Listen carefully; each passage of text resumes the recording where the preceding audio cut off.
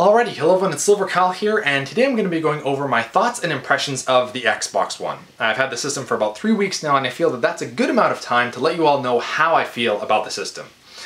And I love it. This, going forward in this generation of consoles, this is going to be my multi-platform console. It's just everything on there I like.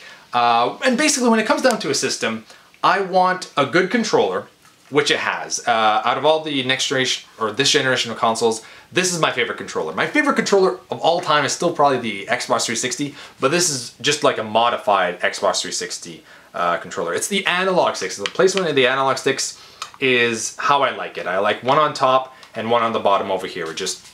I'm used to it, and that's my preferred choice of controllers. Now, another thing that I like about systems, what I want is games, and I want exclusive games, and I want to be able to enjoy multi-platforms with a good controller and good online, and Xbox Live has always been up there for me. The one for the PS4 is actually very good now as well with PSN, but still, I still prefer, I think, Xbox Live over PSN. Now, let's go about the games, because that's really where it's at. You know, being able to watch movies on a Blu-ray player or Netflix or YouTube is all extra fluff to me. It's nice bonuses, but it's not the reason why I pick up a system. So I have 6 games now on the Xbox One. So I have more games on the Xbox One now than I do the PlayStation 4. Picked up the Xbox One 3 weeks ago, and I've had the PS4 since launch, which is November of last year.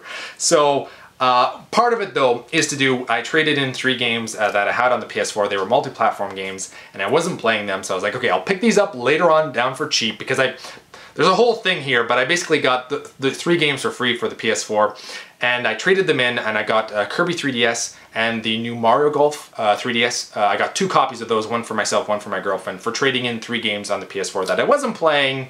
So anyway, that's part of the reason. And also, Target and Staples was having crazy sales, which helped, you know, entice me into buying more Xbox One games. But anyway, out of these 6 games, 2 of them are multi-platforms at the moment, and the other 4 are exclusives at the moment.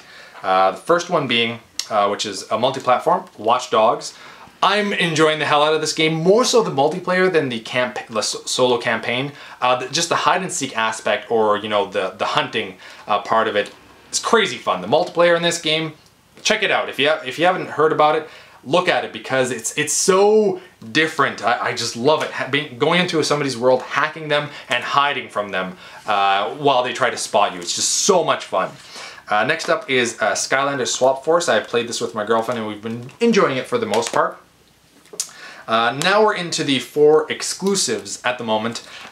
First one being Titanfall. It is on the 360 and PC, but in terms of, you know, this generation of consoles, if you want to play it, you have to play it on the Xbox One. At the beginning, I only played the campaign in this, and I was like, oh god. But then just playing multiplayer by itself without having the campaign, God, it's horrible. I really wish that they just wouldn't have added that, other than trying to teach you the ropes. But like, they're trying to have like the story in the background, and there's like this guy making it seem as if it's all epic that he learned. I can't remember what happens, but I was just like, I don't care that it's supposed to be like this big moment where he's talking, and I was like, this is the first time I think I hear of you. If I had heard of him before, I wasn't paying attention because I was learning the ropes of the game.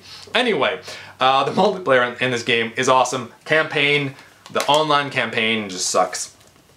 Next up is Plants vs. Zombies Garden Warfare, once again on the 360, and it's now coming out for the PS4 and PS3. So it's no longer going to be like an Xbox or Microsoft exclusive. You can pick it up on the PS3 and PS4, but I'm able to play it now before it's actually released, so that still counts as a timed exclusive.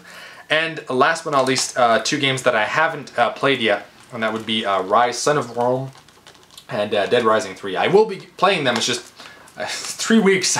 I wanted to kind of focus on the other 4 games. So right now though, in my top 5 games of this year, Plants vs. Zombies, Garden Warfare, Titanfall, and Watch Dogs. I still don't know where I would put those, but those are 3 games that are on the Xbox One that I'm just loving the hell out of. So that's partly why I'm enjoying the Xbox One so much. Now, as I said, the controller is great. It's my favorite this generation console's controller. So I'm enjoying that. Now let's get into talking about the system.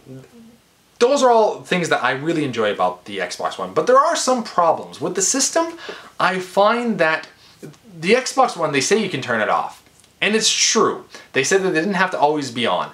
But it technically is. When you turn off the system and you no longer see that the light is on, like the Xbox symbol is on your controller and on the system itself, you think it's off. And I myself think that it's kind of off, but it's not really, because when you turn it back on, it doesn't sign you back in. It doesn't give you the option to sign in because you're already signed in, and you can basically go back into the game that you were playing. It's as if you paused it the entire time, which is a positive in one way because you just jump right back into the game. You turn on the system, you start playing the game right away. You don't have to wait for anything. Like, it's a 5-second wait maybe from pressing the button and starting the game. It's pretty cool, but that also makes me think that, like, sometimes this system is on when I don't want it to be. And that comes into play when sometimes apps will just stop working. Netflix will stop working, YouTube will stop working, the Blu-ray player will stop working. Basically just the only application that you had running before is the only one that will work. And then even then, sometimes you can't get back into the game. Like I was playing Watch Dogs and I wanted to play Titanfall, so I ejected the game, I put in Titanfall, and it wasn't registering this. I had to actually, like, cut the power from the system to let it restart, which is a huge downer. Like, I thought seriously that the system was broken. I was like, oh god, another 360 dilemma type of thing.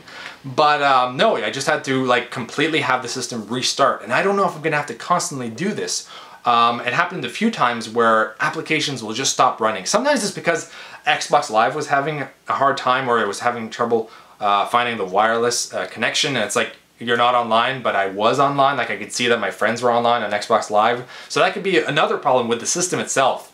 So those are the negatives. That bothers me. You get your act together, and when I turn off the system, actually turn off so that everything gets reset. Because if this continues, all I have to do is, like, take the power off. What I'm gonna do now is I'm just gonna shut everything off at night. That's what I used to do at home, at my other place, and here now I've just been leaving it on. But I will just turn off everything, shut the power off, so that at least the system, you know, resets itself basically. But that is kind of annoying.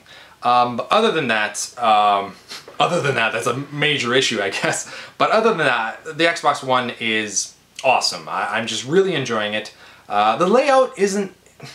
It's better than the Xbox 360. I find that the Xbox 360, when they changed it so many times, it was just like, God, what is this? PS4's loadout, I would say I still prefer over the Xbox One, but the Xbox One is better than the Xbox 360. It just takes a little bit of time to figure out where everything is, basically. And basically everything is an app as well, I guess. Which makes sense, obviously, but it's just strange to think of everything as an app. It is kind of cool to also just turn on the system and kind of, it's as if you were paused the entire time if you still have the game inside before you take it out. What else? I'm trying to think of other things that are that I've encountered, but that's pretty much it. It mainly comes down to the games, and for me, that's where it's at for the Xbox One. As well for the multi-platforms, because I like the controller more, and I like the online service more. Not that there's a huge difference anymore. It is nice that they are giving free games though with the Xbox One, and one of them I think is that dragon part. That's my cat trying to get in. I don't know if you can hear her meowing. She's like, what are you doing in there? Anyway, I think that's it for the Xbox One. If you have an Xbox One, let me know in the comments below what you think of it, or if you're thinking about getting it and you're not 100% certain if you want to jump into it yet. If you have any questions, let me know and I will I will answer you as best as I can. So thank you all for watching. You've been bearded in. Beardage!